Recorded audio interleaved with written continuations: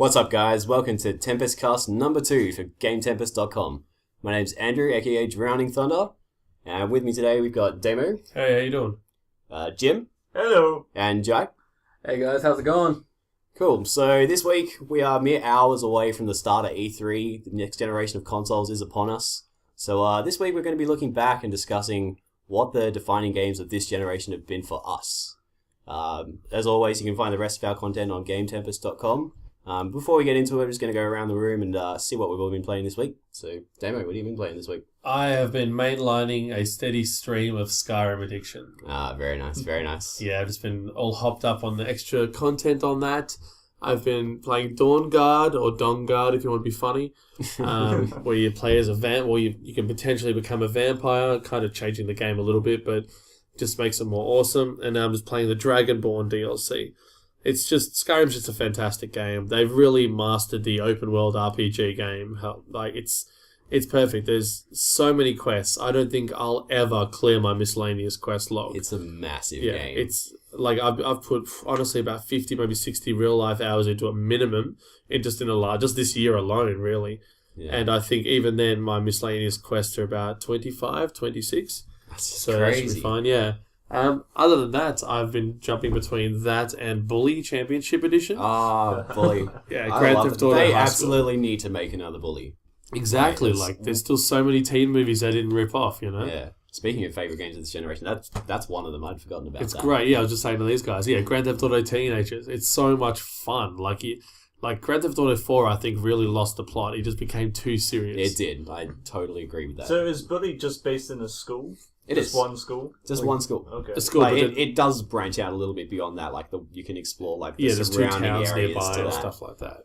All right. It's a boarding school. There's another college nearby. There's a school nearby. There's a carnival. It's pretty much like a small town. Yeah. It has that charm that the earlier GTAs had that GTA 4 was just lacking, I think. Just had nothing. Like we were talking about earlier, saying about GTA versus Saints Row and how I'm really not interested in the new Grand Theft Auto. I've seen nothing that really blows it away. I think, yes, it'll be great. Everyone will give it crazy good reviews because that's what Rockstar does. But I think if they just play it on the fact that, hey, it's another crime game, don't really give a shit. I think they've taken that into account. They do seem to be going for a lighter sort of tone. I hope so. It does look great, though. Yeah. That's the thing. I saw the initial movie. I saw one gameplay video. I'm just going to wait till it comes out. Yeah. I'm way more interested in Saints Row 4th. I cannot wait to see that. They released a dubstep gun, a physical gun with the special edition, which I'm definitely buying, you know? It's not like 19 inches, and you see the real one, it's like a bazooka. Well, it doesn't matter. It's a gun that was a dubstep gun. It's a dubstep gun right. with LEDs and everything. But that's really all I've been playing. Jyh, what about you? Well, I've actually been going back to one of my older games, which is Mark of the Ninja, one of my favorite stealth games of all time.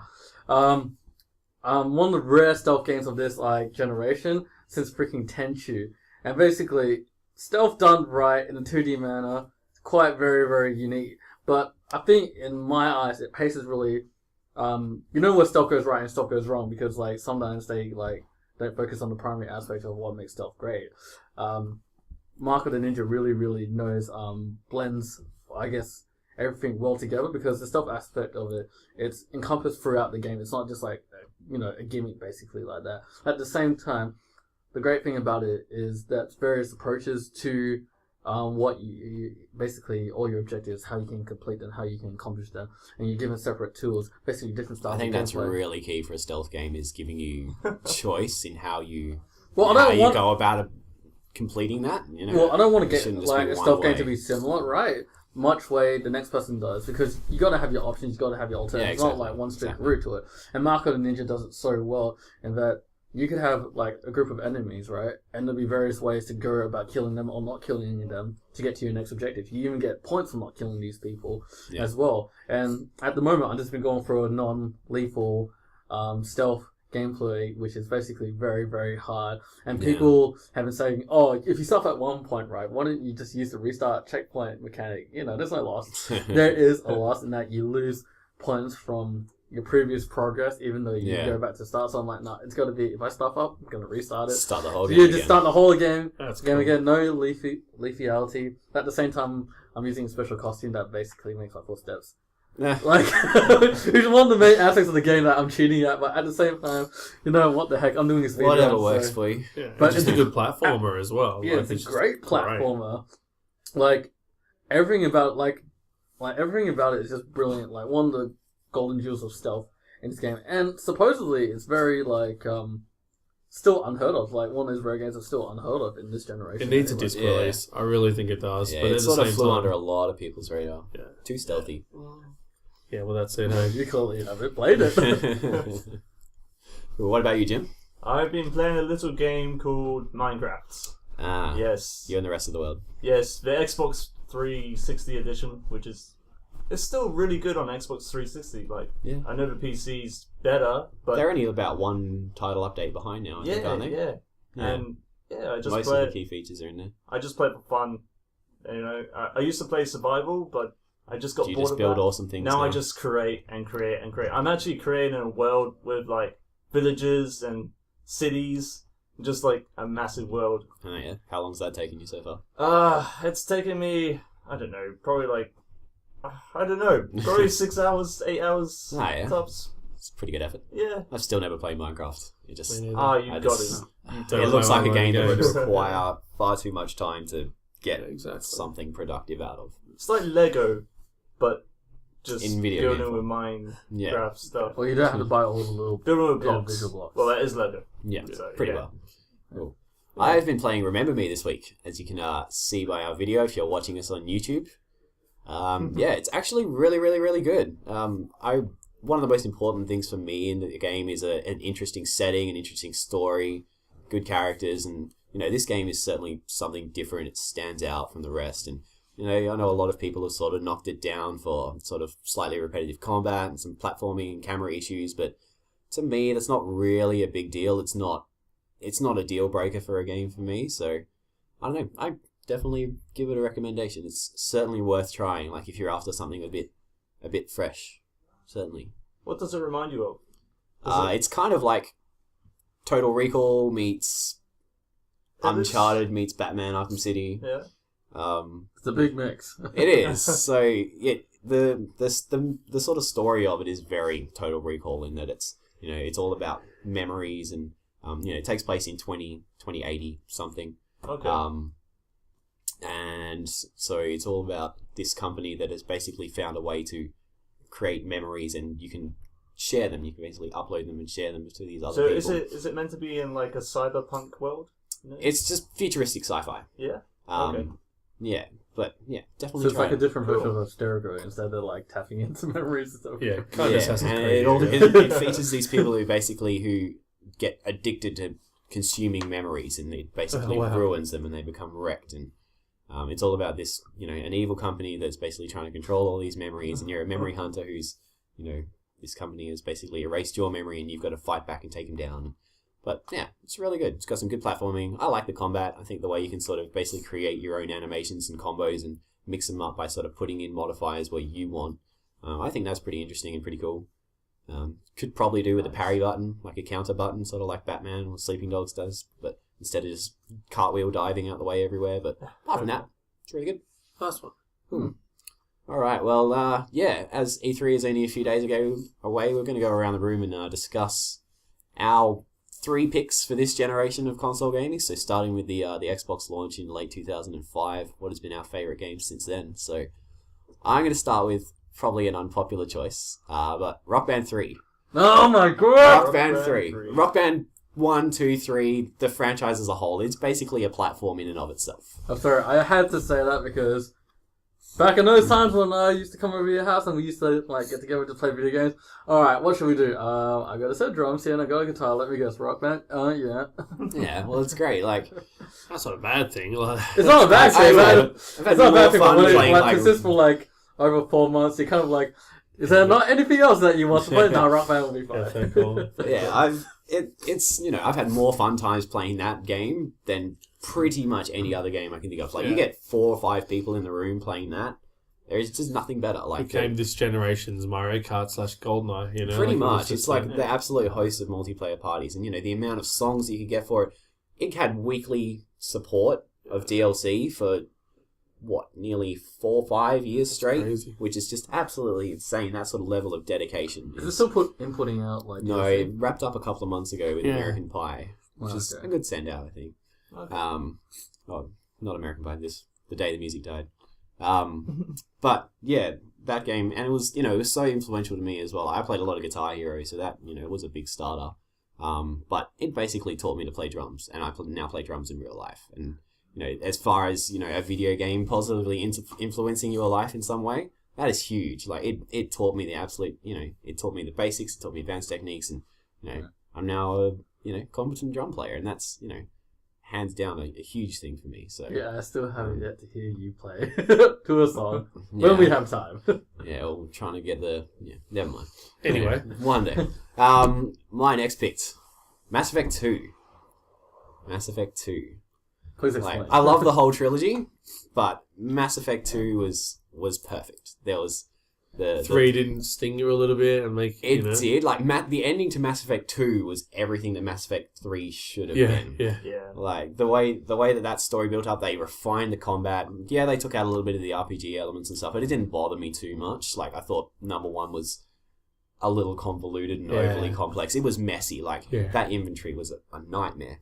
And but yeah, number 2 just fixed all the first one's problems. It improved the story. You really got to grow attached to these characters. And the way it all came together at the end of the game, that last 2-3 hours after you enter the Omega 4 relay, and that was where you basically saw all your decisions and all your relationships and everything come through, and that really affected how that story changed. And you actually felt weight of what was going on. Like number 3, that's exactly what number 3 should have been on a grander scale, and it just didn't even come close. Yeah. Like I remember finishing number 2 and sitting there being like, "Oh my gosh, that was amazing."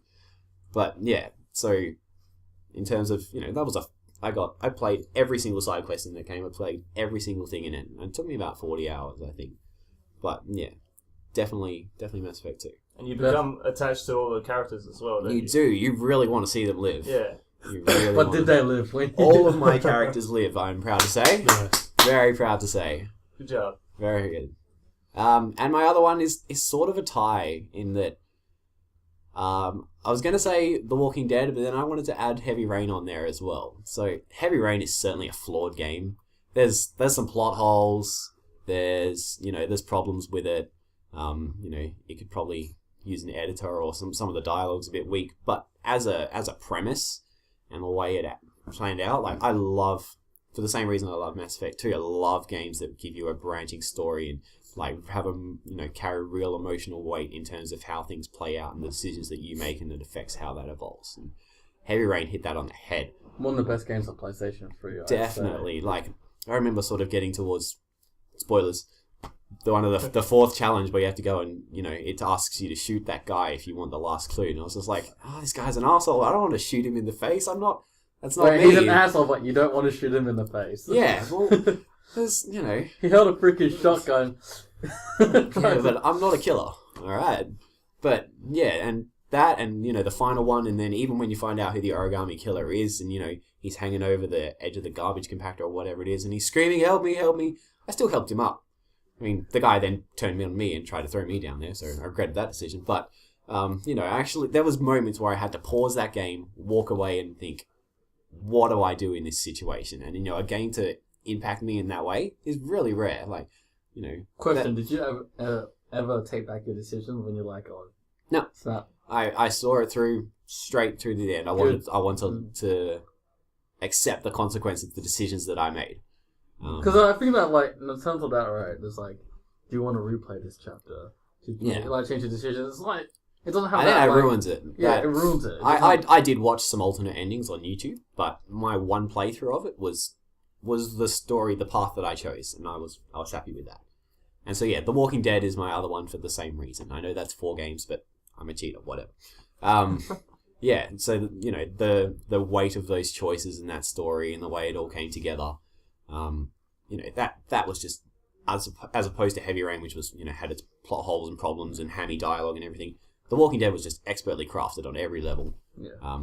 This is obviously the Telltale one, not the crappy AMC one, which we won't mention. A child character that you actually like. Yeah, it's a child character that you actually cared about as well. It was so well written and so well done. And the choices, while some of the earlier ones didn't quite have a huge impact, even though you thought they might have, the story still sort of comes to the same head. But I guess you have to accept that. But Did you cry at the I end? didn't cry. I got a little emotional.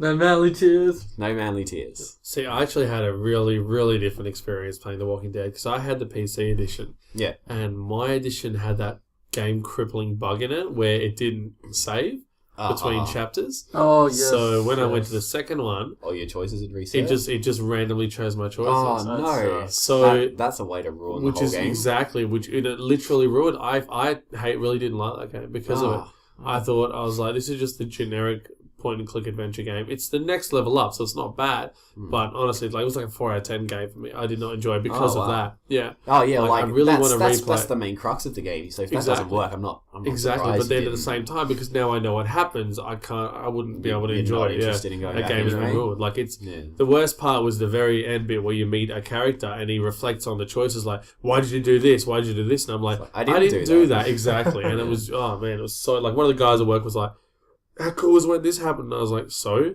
It didn't reflect shit on me, but it's really hard for that me. really crushed because I had the PC port as well, and I also had that bug, and that kind of crushed me because I like chapter 2. Because the point of it about the main point of the story is basically what you pass on to Clementine and what you teach her how to survive and basically the choices. Yeah. But how's that supposed to be reflected when the bug basically takes away all that? Like was Andrew a bit said, of a it broke buggy it pretty game, much. but Yeah. I was lucky to never have any problems like that. So it's still You were lucky. It's still I still really enjoy it.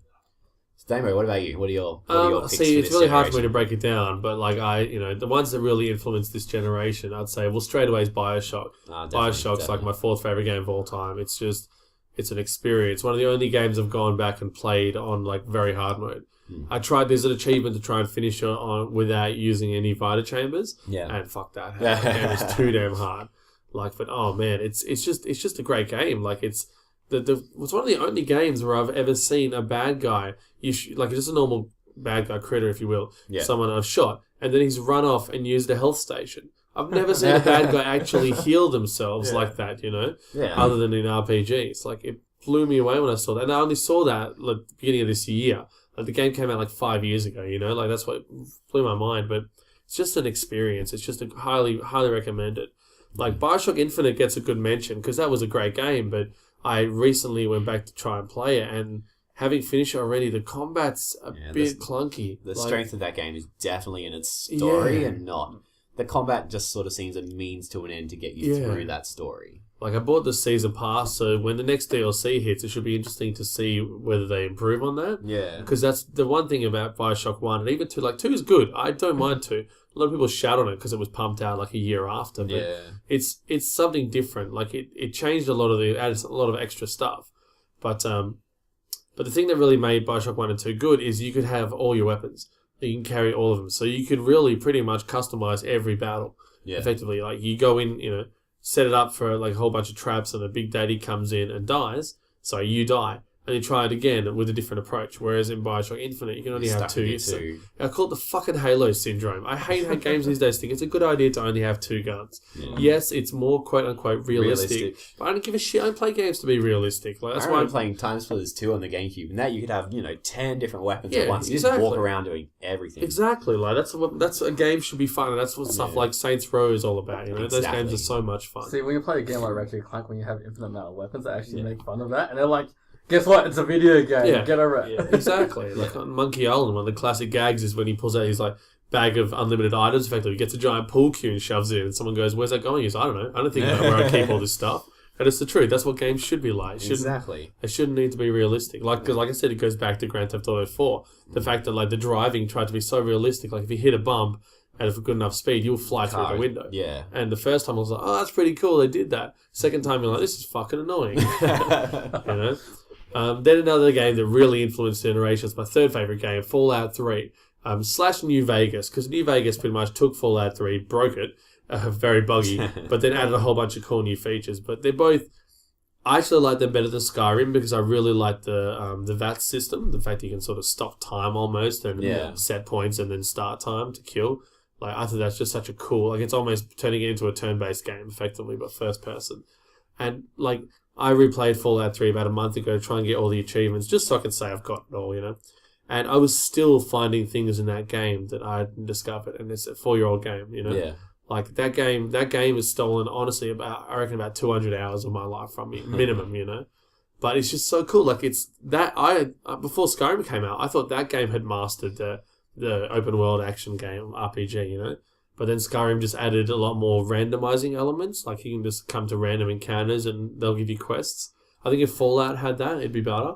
But at the same time, Fallout had the whole loneliness aspect. Yeah. Like it was like you're walking the wasteland. You literally might not see another human for another like half an hour of walking, Yeah. Whereas Skyrim is like it's a thriving world. Oh, that was really cool. And see, this is the thing. While discussing beforehand, I said Assassin's Creed 2 because Assassin's Creed 2 was the one that really locked in the series. Like they really had locked down third-person action games. They sort of like they built the premise up in the Prince of Persia games back in the previous generation, and the Assassin's Creed games was this generation's Prince of Persia. However, at the same time, I was thinking a real honourable mention goes to Metal Gear Solid 4 because that game is epic as all fuck. Definitely. Seriously, that game is amazing. Like, just where do you start? You start the whole Raiden versus a tanker, Raiden versus all the geckos, Snake crawling through the radiation tunnel. Like all the insane amount of stuff in there, like you're the Metal Gear Rex versus Metal Gear Ray fight. Yeah, that game has so much cool stuff. That's the way you say it out. and look with Snake versus Solid Snake. Exactly. And then the music comes through, and then it becomes almost like a Street Fighter knockoff. Like it's just an amazing epic game. Like I actually hate the word epic. I think it's one of those words that Overused. it's overused, and people that are not nerds use it, and it just gets kind of like It's diminished its point. Yeah, that's our word. That belongs to us. Damn it. But yeah, that game, and the thing is that I like to believe that the guys that made Uncharted looked at that game, Uncharted 2 anyway, because Uncharted 1 was good. Uncharted 2 was just grand, like so Uncharted much 2 more is crazy fantastic. shit happened. Yeah, Uncharted 3 a little disappointing, I think.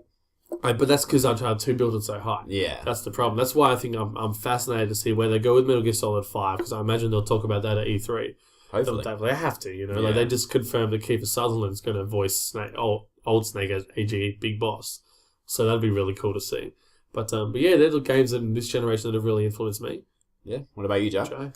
Alright, for me, I guess one of my biggest games, and it's kind of like one of the games that's still unheard of, is anybody knows me, Valkyria Chronicles by Sega.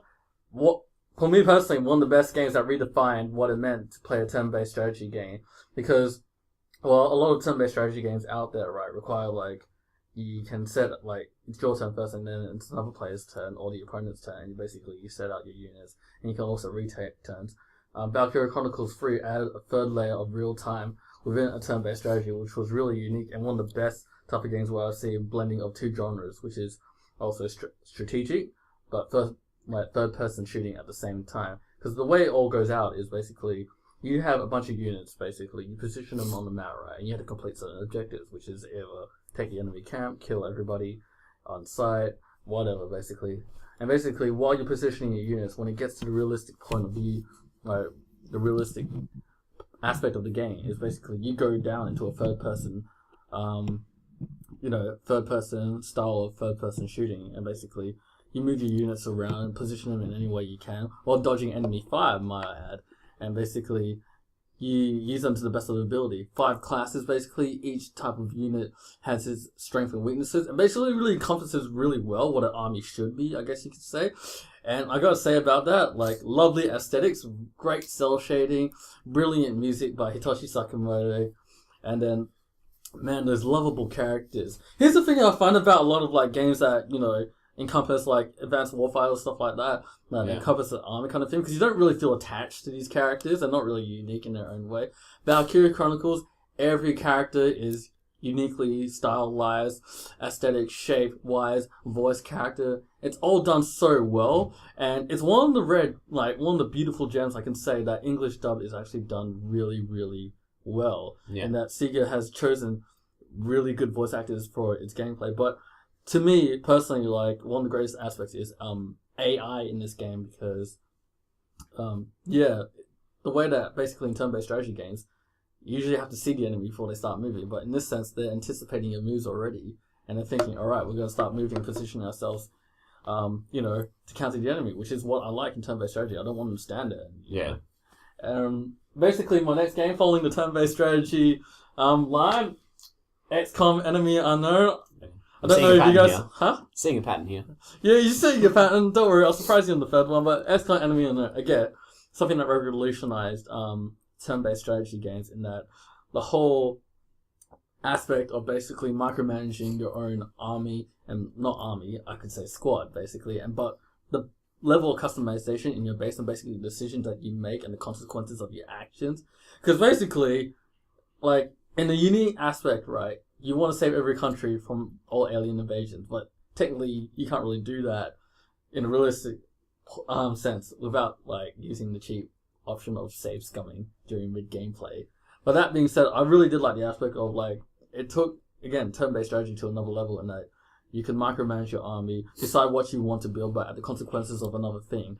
And at the same time, the point of, like, basically re-envisioning turn-based strategy in a 2-turn-based aspect. The cover system was brilliant. Wasn't like it diminished like damage, but rather gave you a high percentage, but you could still get killed. Was great. There was still glitches and bugs, and I'll talk about this usually a lot with my friends, but to me it was just a great game. Yeah. And lastly for me, which is actually not a turn-based strategy game, surprising enough, is actually Journey by that game company. I love Flow, I love Flower, and I love Journey. Now, for Journey itself, what can I say about it? Hey, everything is just... Journey was very, very, very good. A very original game that took basically its own route. Something not mainstream. You don't know much about the game, but basically when you play it and you start off with it, you get basically engrossed in this world basically that's created. And basically it's just about adventuring through and just finding what the story is all about. You get the silent protagonist, and you meet some players along the way who don't, they're just like you. So basically you're on, again, it's quite unique online play as well, but aesthetics, basically absolutely awesome. Music, beautifully composed. And, I've been a fan of, the game company since Flow was released, and, Yeah. to me, It's certainly one of the pioneering things of this generation is, Yeah, lots of more. shorter experiences that pack something new and meaningful into that sort of short time. Well, something that's not about, blowing stuff up, you're just killing people. Exactly. Because the game company has always envisioned games that have basically helped to, touch people on an emotional level and make them feel about, certain things, different things throughout the video game. And basically, the Journey just delivers on that in a very, very, profound and beautiful way, and I feel very privileged to partake in playing this type of game and having the chance to actually play this type of game. But yeah. Hopefully more to come. Hopefully. What about you, Jim? You might want to turn that around. I've been playing Gears of War. Not playing it. The old generation. Wait. The first Gears of War? Yeah, there we go. I've stumped up completely. Anyway, alright. Gears of War. It was like a game changer for me because of just the cover-based system in that game was just awesome. That's the first time I actually seen that cover base. It pretty much became the template for every third-person action game for the rest of the consoles. And they just tied it down to a T, and it was so good. And I loved Gears of War. I loved the Gears of War franchise, but Gears of War 1 just did it for me because the special graphics as well on the 360. And it just blew me away. It was great. Yeah. My second game is Oblivion. Now, better than Skyrim? It's not better than Skyrim, but more for the fact it was first. Yeah, it was first, and just after that sewer, when you come out of the sewer and you look into the open world, that just took me by surprise. Yeah. Just all that world in one game. In one little tiny disc. I just didn't know that could happen. Jim's mind is blown. Yeah. I don't really play PC games, so that's probably why. Yeah. On the console, it blew me away. I remember when you told me about it, you could start ranting about how great Oblivion was. I've heard this for the fifth time. Yep. It was just great. And my first quest, I Can't really remember it, but yeah, it was fun. Truly memorable experience, clearly. Yeah, and Saints Row is my last pick, which is... I should have used this one. Here we go. Saints Row 3 is my honourable mention, and that it took everything stupid and realistic and in the way of our video games and threw it out the window. It's like, we're a game, let's just be fun. Yeah, I miss playing San Andreas, so when Saints Row came out, I knew it was just going to be the game for me, because all the gangster stuff, I just love, and love battling, like, shoot-em-ups and, drive-bys, and yeah, it was just great. And then GTA 4, they didn't actually have any of that stuff. It was kind of depressing. Yeah. So I was like, yeah. Yeah, like I get Hey, that was Roman, the any point. getting a cab? Yeah, like that was the point, obviously, to make it that it goes. It's not rags to riches; it's rags to slightly better rags. Yeah. But that's not fun. That's not what I want to do. Yeah. And on to Saints Row. Saints Row the third, it just completely changed for me. I didn't like it as much as Saints Row 1 or 2. Why's that?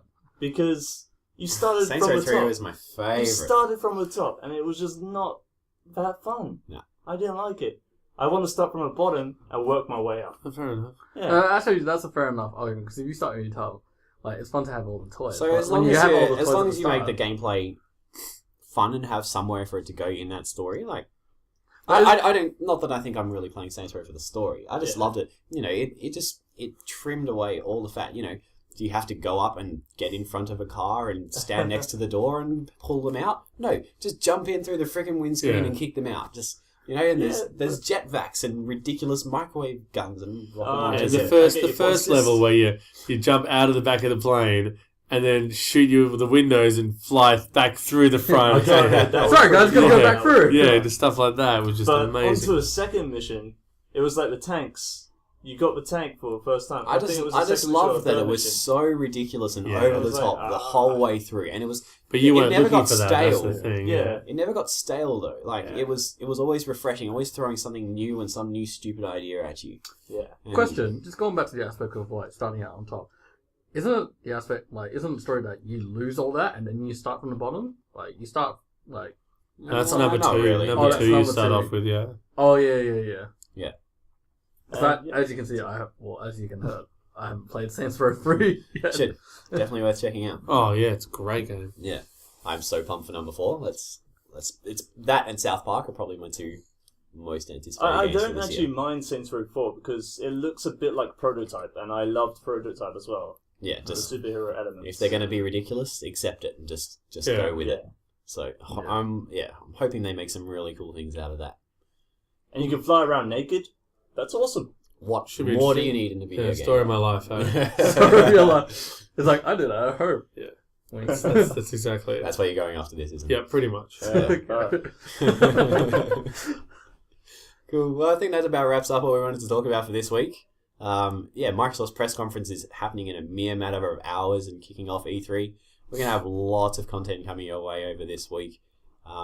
Stay tuned to GameTempus.com. Check out our YouTube, Twitter, Facebook accounts to stay in touch with what we're doing. You can follow me on Twitter at Drowning Thunder. And this is Drowning Thunder out. Jim? GJ Flame out. Captain Flame out. You change it every week. Yeah, I do. You'll decide one day. Yeah, you'll decide one day. Yes. Hey guys, Jyh here, signing out, and hope you enjoy your day. And special appearance by Damo. I don't have a cool nickname. I'm just Damo. That'll do. That's all you need. Demo is That's a cool all I one. need. Damo's cool in and of Yeah. itself. It's a built-in nickname. I don't have a choice. That's the Exactly. thing, Well, if you've got one, then why not? yeah, that's true. Just That's go true. with Just it. go with it. Hey. It's kind of like in the Alright. movies, Damo starring as... Yeah, as me. Special appearance Drop the mic himself. and walk off stage. Hey, I'm done. Do that now. Pick it up. Fun, hey. No, that's your mic. I'll drop my mic. All right. Cool. Thanks for listening, guys. Enjoy E3, and we'll see you throughout the week.